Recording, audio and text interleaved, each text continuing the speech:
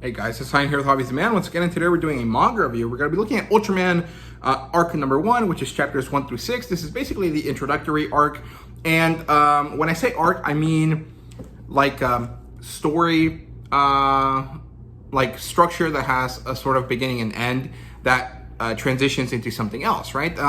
This story doesn't really have arcs the way that, you know, Shonen Jump stories do. At least most of them do to some extent.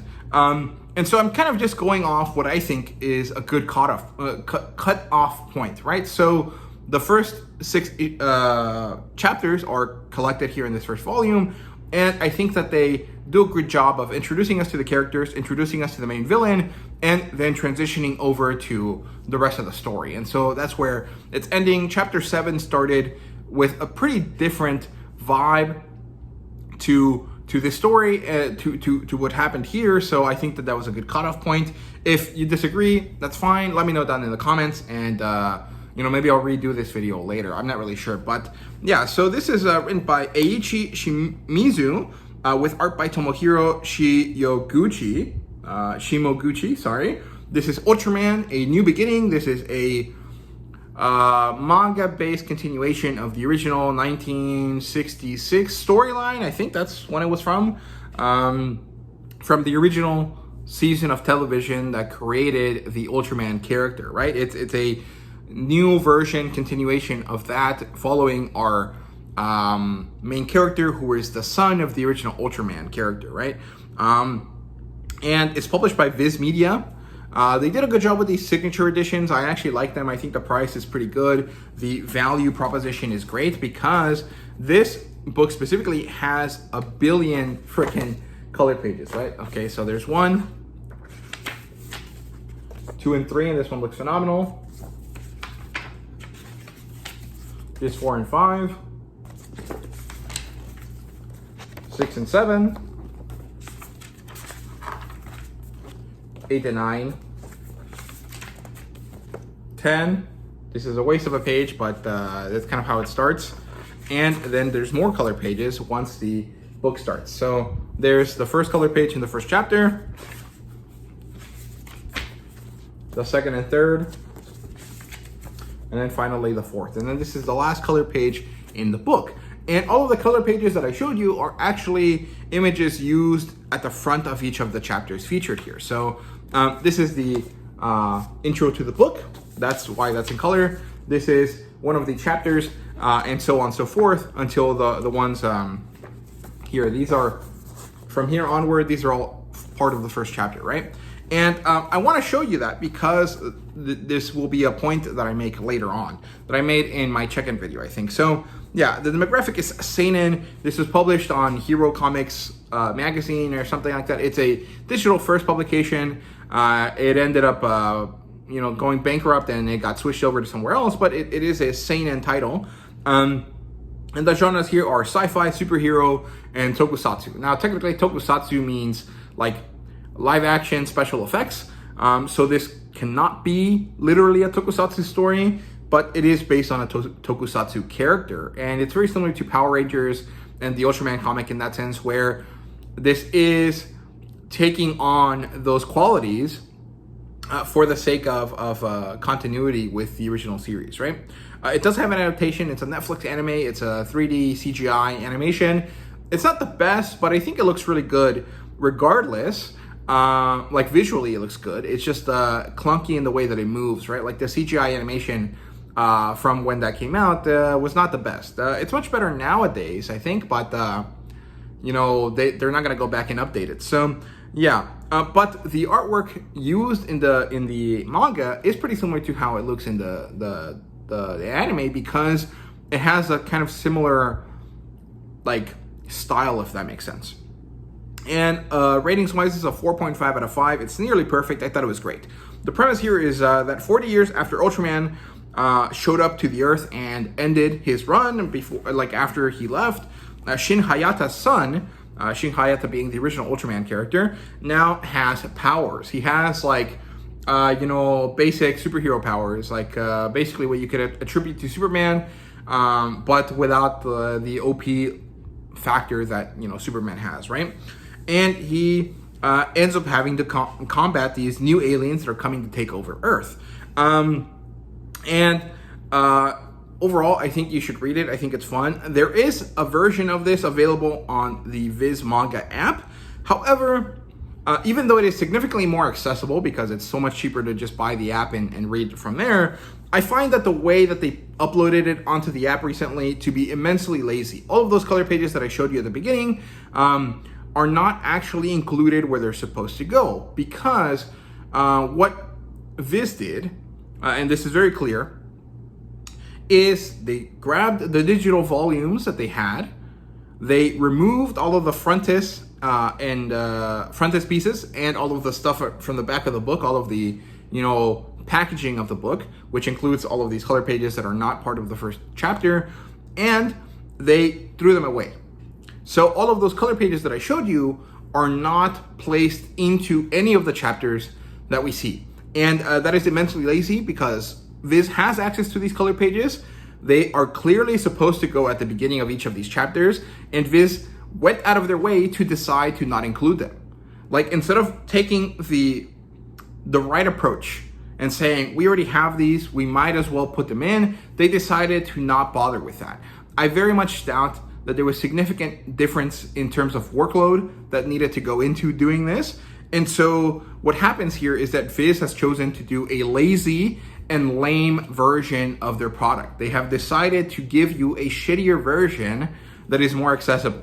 And that is not good. I do not believe that this is the right thing to do. I think that Viz really fucked up here. And I hope that they fix this, right? I very much doubt they will, because ultimately they don't really care. Most people probably don't sign up to the Viz Manga app to read the Ultraman manga, right?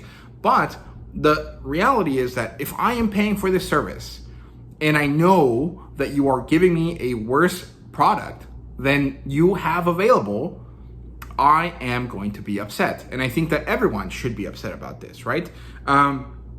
So I hope you guys understand that.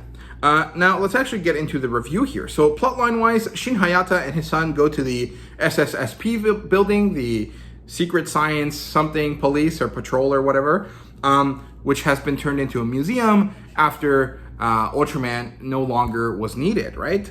Shinjiro, who is Shin Hayata's son, falls from the 3rd floor, and even though he's a small child, he is perfectly fine. There is nothing wrong with him. He manages to survive this very dangerous, very precarious fall pretty simply. Shin Hayata and Chief Ide talk later about the fact that this alien has shown up recently, and that Shin and Shinjiro have something called the Ultraman factor, which was derived from the fact that Ultraman shared a body with Shin Hayata. As he did this, he changed Shin Hayata's DNA. He made him stronger, faster, more durable, all of these things. And when Shin Hayata had a son, he passed on those traits to him. And so that's why Shinjiro has these, Ultraman powers, right? He doesn't actually have Ultraman powers. Like, he can't turn into a giant or anything, but he has superior strength, superior durability. He has quickness and jumping ability far beyond the capabilities of a human. And they are getting ready to deal with this incoming invasion when it might happen, right? 12 years pass. We get to see that Shinjiro is now a high schooler. He's nearly done with high school. I think he's going to turn into a college student at this point. And Shinjiro uses his powers to try to be heroic in this situation where he sees other high schoolers from a different rival high school trying to harass these girls that he knows. He tries to be a hero, but actually ends up breaking the leg of this harasser, and in turn ends up being kind of a villainous character. He decides to run away at this point, and he hides. Then this alien shows up and he says, your powers don't belong here. And so this battle starts. And as Shinjiro is about to get attacked, Shin Hayata shows up saying, I am Ultraman, donning this special prototype suit that looks similar to the one on this cover here, and starts to battle this alien. But Shin, of course, is old, and so he gets pretty beat up by the alien, and he basically sacrifices himself to make sure that Shinjiro escapes with Chief Ida, who are in a vertical liftoff helicopter, right? Shinjiro, seeing his dad in trouble, tells Chief Ida, I'm not gonna leave. What can I do? Chief Ida shows off this other Ultraman suit, this other power suit that they have. He gives it to Shinjiro, assuming that he will not leave his father behind. And so Shinjiro jumps off, manages to fight the alien, gets his shit rocked because he's not good at fighting, obviously, and then manages to initially start winning the fight. Then his suit loses some power. The bad guy then starts winning. He uses a Spacium Ray, he does the pose, and the alien is fucked. He gets, very, very, very deeply damaged, and he says, I am Bellamore, I will be your #1 enemy. And then the creature, the alien, leaves. Shinjiro blacks out, wakes up later, and is told everyone is fine, that he should relax. And then we get this cliffhanger ending when a new character who has a crazy, face, body, shows up, and we don't know what's going on. Overall, it was pretty cool. In terms of characters, we have Shin Hayata, Shinjiro Hayata, Chief Ida, and Bellamar. And there really isn't too much else to say about that. Shin Hayata is the original Ultraman. He lost his memory. He basically stopped working with the SSSP and later came back when he was told by Chief Ida that the aliens were coming back. Let's see. Chief Ida is Shin Hayata's friend. Shinjiro doesn't really have too much going on, besides the fact that he has an Ultraman factor and he can use the perfected Ultraman armor, right? And we don't know anything about Bellamore except that he has an awesome character design. So yeah, in terms of world building, basically this is 40 years later after the end of the original series. Shin Hayata had amnesia, like I said. The Ultraman factor is created or given to us. It's shown to us, revealed to us. And there really isn't too much else. We don't know anything about the armor yet. We don't know anything at all, actually. In terms of artwork and fan service, I think the artwork is awesome. It's very gritty, and it has this very sketchy, kind of almost mechanical vibe to it that I think really, really works for this sort of power armor, Iron Man-esque kind of take on Ultraman.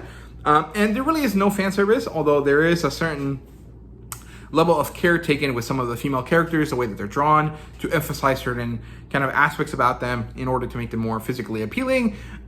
This is neither good or bad. Honestly, you probably wouldn't notice it if you're just reading this for fun, but since I'm reading to review this sometimes, I do have to pay extra attention, and that's why I notice this, right?